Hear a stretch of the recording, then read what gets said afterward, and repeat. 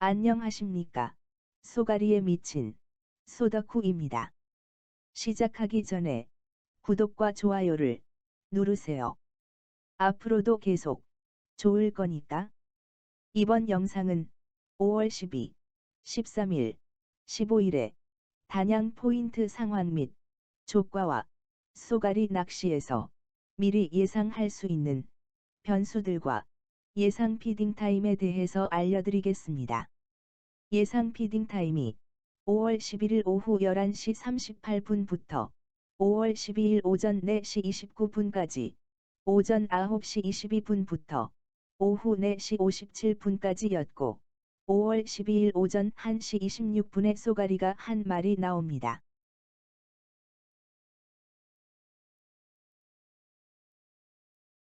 오전 3시 13분에 25 정도 되는 쏘가리가 나옵니다.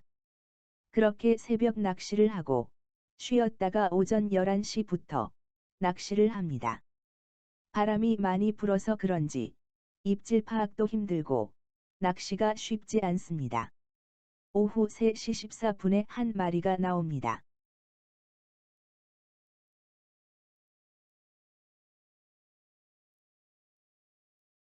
3분 후에 또 한 마리가 나옵니다.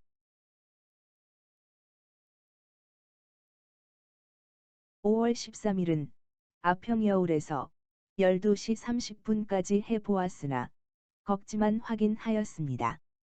5월 15일은 아는 형님과 수중보로 동출을 하였습니다. 그러나 오후 피딩 시간에 충주댐이 방류 중이어서 오후 6시 이전에 입질만 4번 받고 훅셋으로 연결시키지 못했습니다. 6시쯤에 방류가 멈춘 것을 확인하고 몇 분이 지나서 6시 19분에 드랙을 차는 방 좋은 7차 강준치가 나옵니다. 그 이후로 오후 9시 20분까지 해보았으나 조과가 없었습니다. 사람이 많아 원하는 방향으로 캐스팅하여 흘리지 못하여 더 잡기가 힘들었습니다. 조과 정보는 여기까지이고, 이제 정말 중요한 쏘가리 낚시에서의 변수들과 그것들을 미리 확인하는 방법, 그리고 예상 피딩 타임을 잡는 방법에 대해서 얘기해 보겠습니다. 단양을 예로 들어보겠습니다. 충주댐의 수위가 132m를 초과할 경우 수중보가 물에 잠기게 되어 하덕천까지 댐의 영향을 받게 됩니다. 댐의 방류가 진행 중일 경우 피딩 타임이 되었다 하더라도 수위가 내려감에 따라 입질이 예민해지고 훅셋이 안 되는 경우가 대부분이다가 피딩 타임이 끝났더라도 방류 중단으로 인한 수위 상승이 있게 되면 피딩이 일어나는 경우가 많았습니다. 지난번 영상에 5월 4일 아평여울에서 26 정도 되는 거 잡는 거 보신 분이 입질 들어오는 자리로 들어오셨을 때 예상 피딩 타임은 오후 9시 56분까지였는데 10시가 다 되어 하덕천으로 이동을 한 것은 충주댐이 방류를 멈춘 것을 확인하고 피딩 시간이 연장될 거라는 생각이 있었기 때문입니다. 그리고 11시 30분까지 낚시를 한 것 또한 그런 이유에서입니다. 현재는 충주댐의 수위가 132m가 안 되어 수중보 상류 쪽은 댐의 영향을 받지 않지만 자신이 출조하는 곳이 댐의 영향을 받는 곳이라면 한강홍수통제소에서 방류 유무를 확인하시기 바랍니다. 최근에 충주댐 방류 패턴은 오후 7시에서 8시 정도까지 방류를 하는 것으로 보입니다. 앞에서 언급한 것과 반대로 댐의 하류 쪽인 경우는 방류량이 평소보다 늘어날 경우 활성도가 살아납니다. 앞으로 금어기가 해제되면 주로 여울 주변이 포인트가 되는데 상류의 강수량에 따라 자신이 자주 가는 포인트에 진입이 가능한지 여부 또는 대물이 나오거나 마리수가 잡히는 수량 정도가 있을 경우 한강홍수통제소의 수위 정보를 이용해 현장에 가지 않고 그 상황을 알 수 있습니다. 예를 들어 영월대교 수위 1.07 이하일 때 포인트 진입 가능, 가대교 수위 1.801대, 대물 나옴. 이런 식으로 상황마다 관계된 교각의 수위 정보를 메모해 두면 장마철이 되어 수량이 많이 늘더라도 상류 교각의 수위 정보 변화 추이를 보고 낚시가 가능한 타이밍을 예상할 수 있습니다. 다음으로 쏘가리 낚시에서 수량 못지않게 중요한 것이 수온인데, 단양의 경우 정선에서 내려오는 물과 평창에서 내려오는 물이 영월에서 합수되어 흘러옵니다. 실시간 수질 정보 시스템에 들어가면 각 수계별로 측정소마다 수온, 용존산소, 탁도 등의 정보를 얻을 수 있습니다.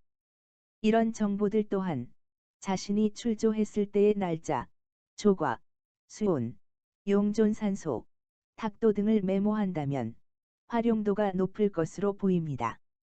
단양은 크게 정선, 평창, 영월, 작게는 주천강과 김삿간면에서 합수되는 물의 온도를 알면 좋겠지만 측정소가 평창과 단양뿐이라 실시간 수질 정보 시스템에서 얻을 수 있는 정보는 한정적입니다. 그래서 상류의 정선, 평창, 영월의 기상 정보를 확인해야 합니다. 제 경험상으로 평창이나 정선의 물이 단양까지 내려오는데 하루 정도가 걸리는 것으로 판단됩니다.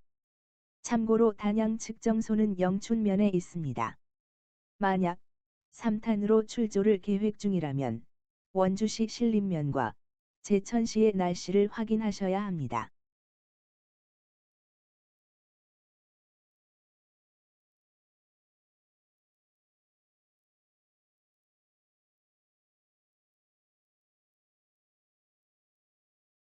다음은 구독자분들이 가장 많이 궁금해하시는 예상 피딩타임 잡는 방법입니다. 예상 피딩타임은 두 가지 방법으로 확인할 수 있는데, 먼저 바다타임을 이용할 경우를 보겠습니다.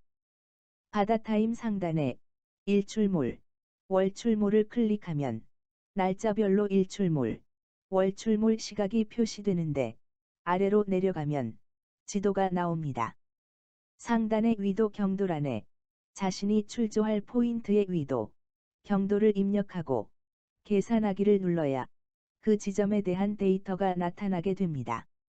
예로 3탄의 좌표를 입력하여 보았습니다. 이때 월출몰에 뜨는 시각부터 지는 시각과 뜨는 시각의 중간값인 달이 고점을 찍는 시간까지가 예상 피딩 타임이 됩니다.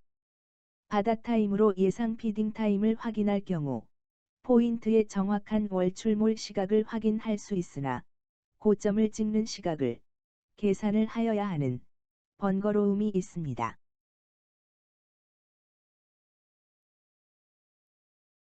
바다 낚시를 하시는 분들이라면 아시겠지만 인천의 물대표를 보시면 일물부터 조금, 무시까지 조류의 세기가 녹색바로 표시됩니다.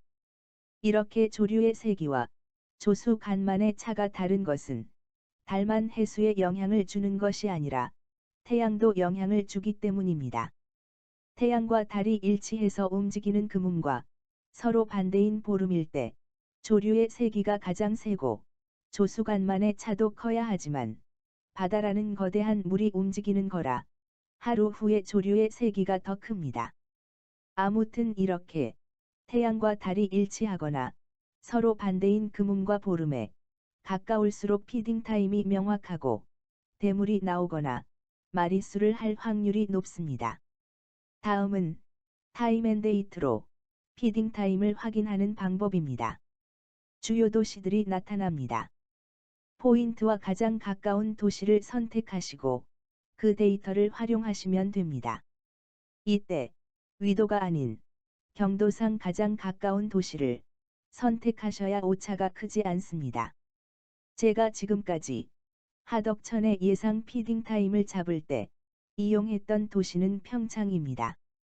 경도 1도당 시간차는 4분이므로 우리나라 내륙의 동쪽에서 서쪽까지 해봐야 10분 내외의 시간차 밖에 안 나므로 자신이 자주 가는 포인트, 가까운 곳의 도시 데이터를 활용하시면 됩니다. 예상 피딩 타임을 알고 있더라도 상류의 강수 상황, 수온의 변화, 댐의 방류 상황, 날씨의 변화 등에 따라 그 상황은 바뀔 수가 있습니다. 그리고 계절에 따라, 날씨에 따라 또 상황은 바뀔 수가 있습니다. 이런 많은 변수들이 있기 때문에 쏘가리 낚시가 재미있는 게 아닐까 싶습니다. 제 경험상으론 증수가 되는 상황이고 날씨가 좋아 수온이 오르는 상황이면 큰 놈들이 잘 움직이는 것 같았습니다. 그리고 비가 오기 전날이나 전전날이 활성도가 좋았습니다. 예상 피딩타임 시간이 6시부터 12시까지라고 했을 때 6시 전 30분, 후 30분, 12시 전 30분, 후 30분에 피딩이 집중되는 것 같았습니다. 쏘가리는 그렇게 쉬운 대상어가 아닙니다. 10년, 20년 쏘가리 낚시를 하신 프로님들도 광을 칩니다. 2014년 7월부터 쏘가리 낚시를 시작하여 매년 180일 이상 낚시하고 2019년 같은 경우는 250일 가까이 낚시를 했던 저 또한 광을 칩니다. 그만큼 개체수도 적고 난이도가 있는 대상어이므로 잡을 확률을 높일 수 있는 일에 힘쓰시길 바랍니다. 출조를 자주 하는 것도 한 가지 방법이 되겠네요. 쏘가리 낚시 실력을 100이라고 한다면 포인트를 보는 능력이 70, 장비가 15, 채비 운용 능력이 10, 랜딩 능력이 5라고 생각합니다. 부디 필수 조건인 포인트를 보는 능력을 키우시기 바랍니다. 포인트를 제대로 파악하고 쏘가리를 걸어야 장비도 그 값어치를 하는 겁니다. 쏘가리를 못 거는데 1000만원짜리 장비가 무슨 소용이 있겠습니까? 구독하시고 알림 설정을 하시면 최근 포인트 상황 및 조항 정보를 빠르게 접하실 수 있습니다. 시청해주셔서 감사합니다.